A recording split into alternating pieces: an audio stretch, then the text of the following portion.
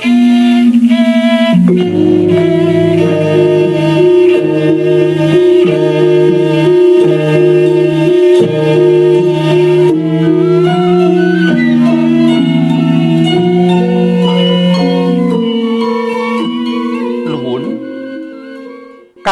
ngluhuragas maning Gusti ingkang Maha Welas dalah asih. Assalamualaikum warahmatullahi wabarakatuh. Lumintuning Pudyastawa sih sinartan rumentaing saking ngersa dalem Gusti Allah Subhanahu wa taala. Gusti ingkang Maha Welas dalah asih ambabar dayaning pangaribawa kajiwa kasarira dhumateng kula dalah panjenengan sami lumeber para sagung dumadi nuwuning ngarsa para pepundhen para sesepuh pinisepuh dalah aji sepuh ingkang mambek mastuti ingkang pantes pinundi pinangka tepa patuladaning ngagesang.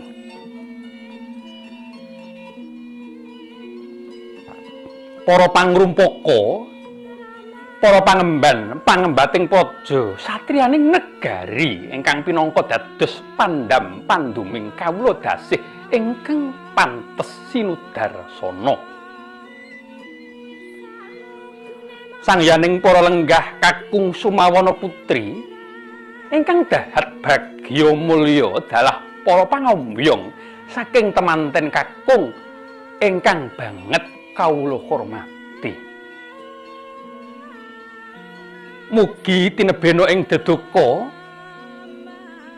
ugi katebena ing sawining sesendu parandene kula kumawancang kumawani cemantaka miyak wonten ing ngarsa panjenengan sami. Kapernahan ngempil kamardikan panjenengan sami ingkang nembe wawan pangandikan. Para kakung Sumawana putri ingkang dahat bagya mulya. Keparenga kula ngesti anggara adi cemantaka wonten ing ngarsa panjenengan sinaraya ambuka wiwaraning suka dwaraning kandha. Kula tinanggenah yenipun bapa widodha sarjana ekonomi sagotrah kalawangsa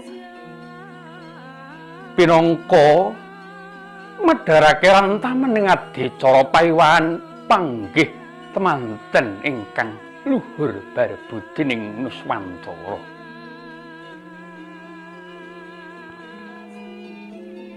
Parandening mangke kula pinangka pambiyawara medharake rantaman ing adicara punang dedhaopan temanten sakala nenggih panjenenganipun Raka Mas Puji Handaka dhaup kaliwan Mbak Ayu ning Mas Niken Saraswati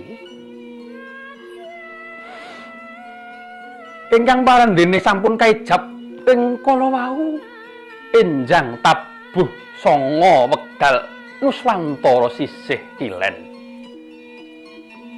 Para kakung Sumawana putri ingkang dahat mardu mardikaning penggalih.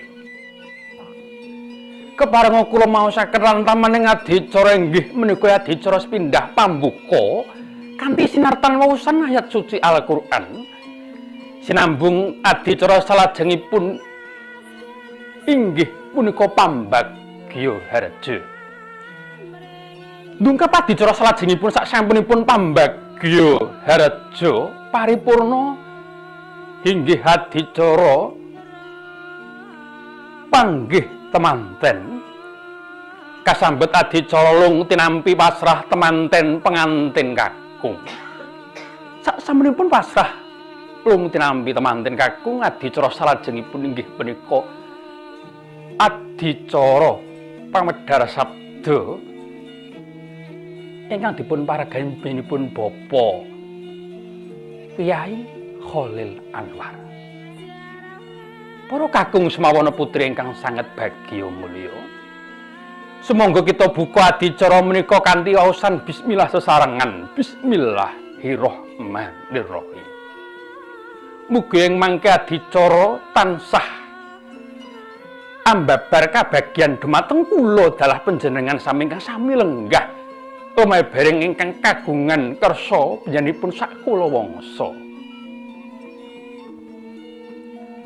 Para kakung semawana putri ingkang dahat mardu merdekaning penggalih. Semangga ngantosi adicara salajengipun rantaman ing adicara kanthi suka retnaning penggalih. Kawula pinangka pambiyawara semangga hangrantu adicara salajengipun. Ambuk bila katheng nggih kula matur nyuwun bumi samudra pangaksami. Nuwun kawula nuwun.